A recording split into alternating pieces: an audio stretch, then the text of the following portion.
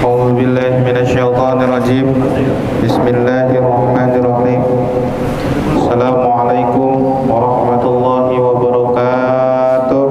Waalaikumsalam warahmatullahi wabarakatuh. Alhamdulillah, alhamdulillahi rabbil alamin. Sayyidina Muhammadin ibni Abdillah wa ala alihi wa sahbihi wa mawalah. Amma ba'd. Qala Allah Ta'ala fil Qur'anil Azim. A'udzu billahi minasy syaithanir rajim. Bismillahirrahmanirrahim. Qul ya ibadiyalladzina asrafu ala anfusihim la taqnatu mir rahmatillah.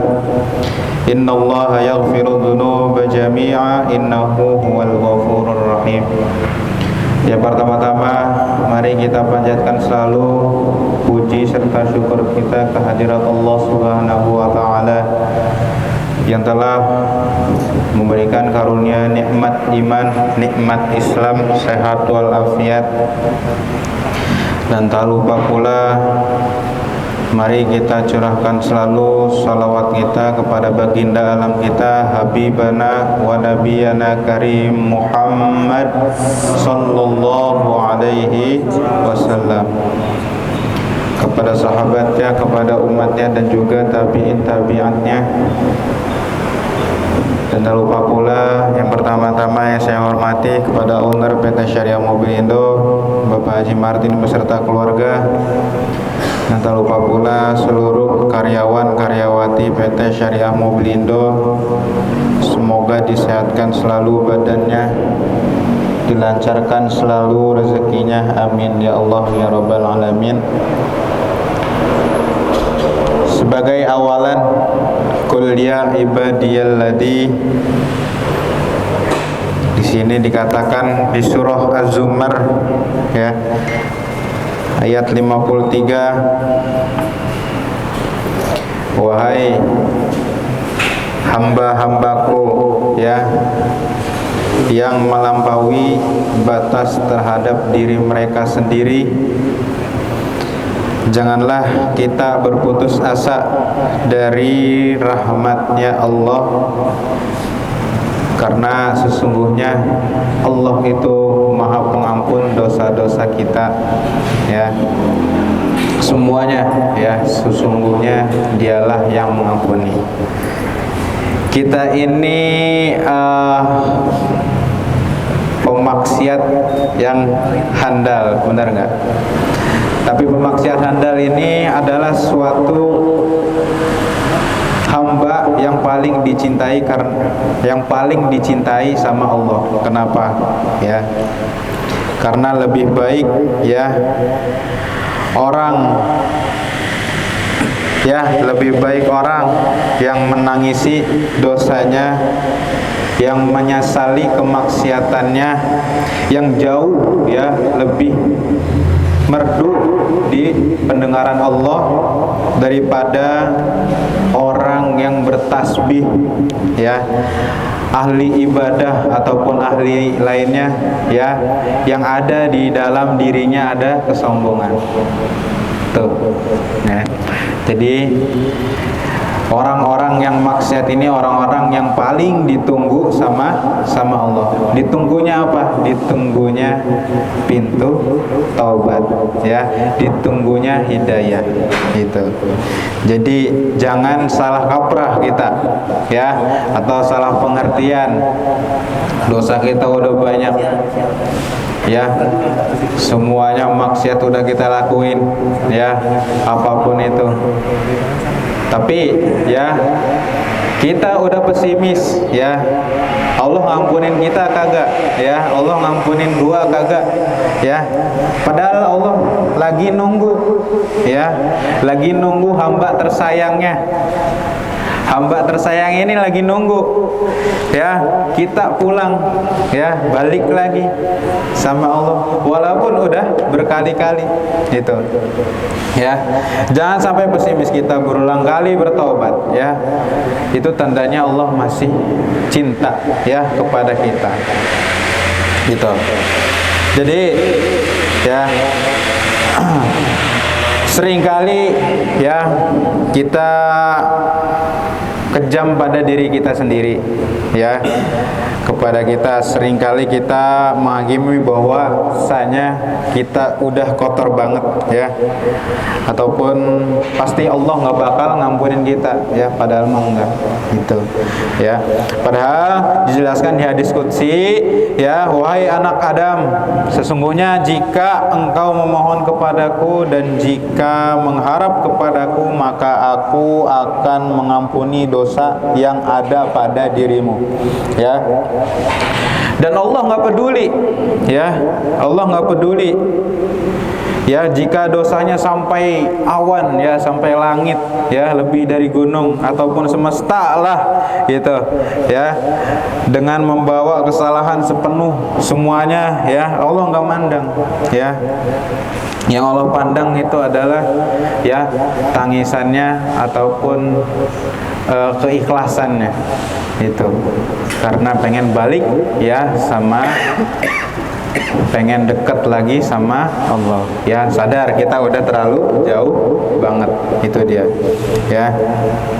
Karena di sini di kalimat ini ya, bukannya Allah menggunakan kata kalimat aku tidak peduli ya, ataupun wala ubali ya, wala ubali, artinya Allah sebesar apapun maksiat kita ya, sekecil di hadapan samudranya ya, sebesar apapun maksiat kita ya, Allah masih pandang kecil di samudranya gitu. Dan yang menjadi masalah bukan besarnya dosa ya, tapi kecilnya harapan kita buat nyari rahmat itu ya. Jadi Allah bukan ya haus akan hukuman ya.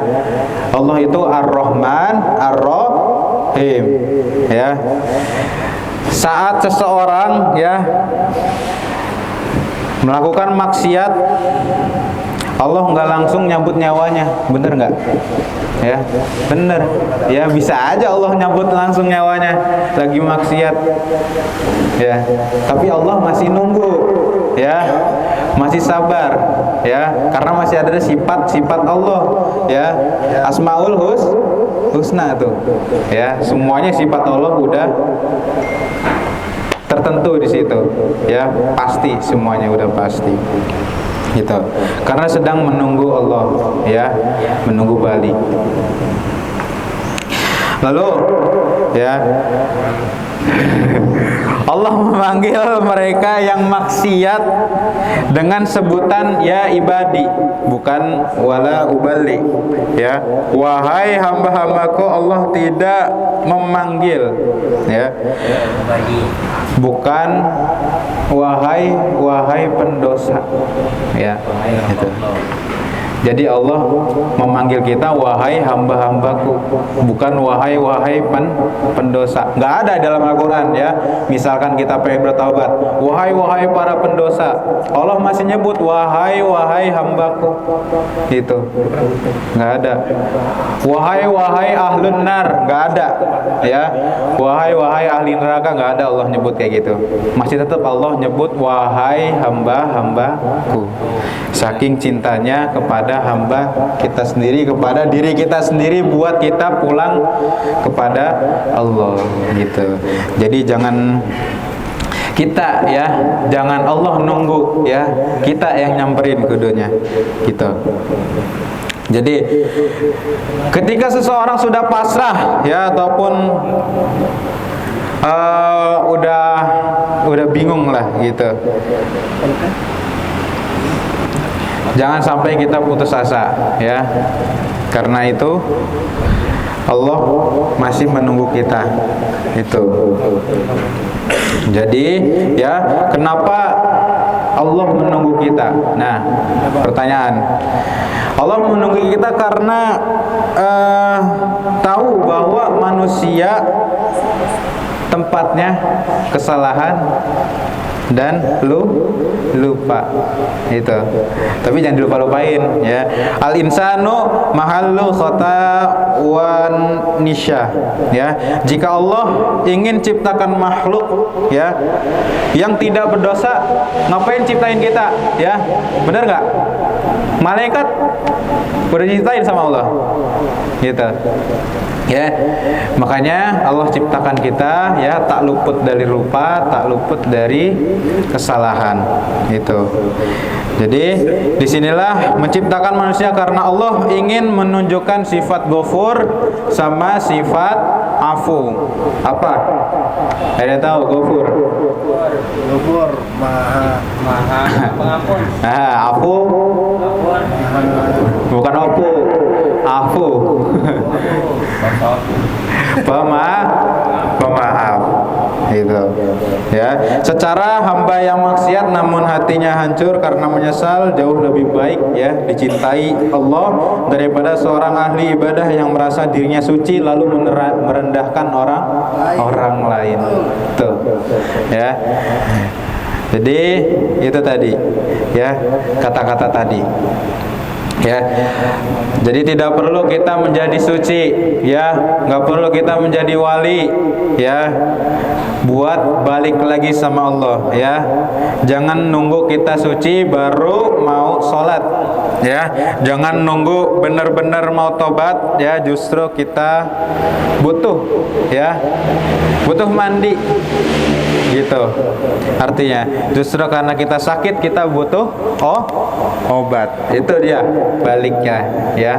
Baliklah kita ditunggu sama Allah gitu ya.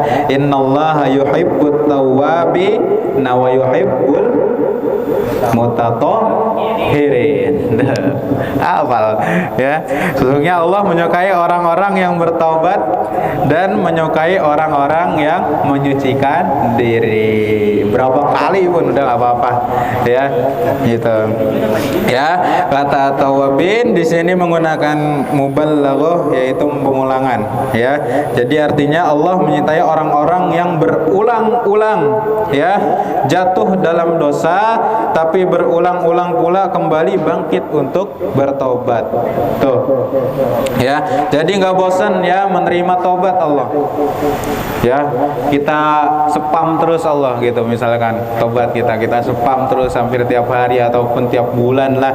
Walaupun kita masih jalanin terus maksiat, Allah nggak bakal bosan itu ya. Yang bosan itu adalah dari kita sendiri, bener gak? Susah banget ya. Iya gitu.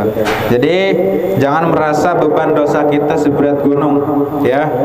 Ingatlah bahwa rahmat Allah seluas semesta itu ya, bukan samudra lagi ya.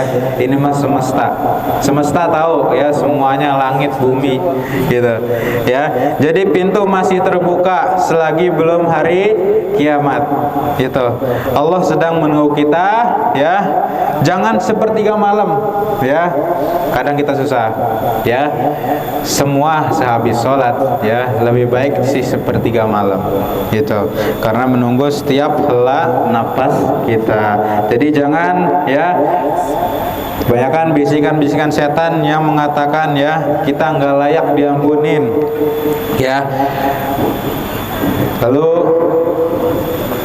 setan itu dikeluarkan dari surga ya bukan karena dosanya tapi karena kesombongannya yang tidak mau mengakui kesalahan ya dan nggak mau bertobat itu. Makanya Allah sukanya sama orang-orang yang maksiat ya daripada yang ahli ibadah tapi punya sifat kesombongan ya, sifat rendahin orang lain. Naudzubillah min dzalik kayak gitu tuh ya. Sama dia persis kayak setan, ya. Setan dari surga, ya, dibuang karena kesombongannya. Tuh. Ya, jadi jangan nyontohin gitu. Ya, mungkin itu aja dari saya. Ada yang bertanya? Sok. Kalau nggak ada, kita tutup. Apa? Barno. Iya.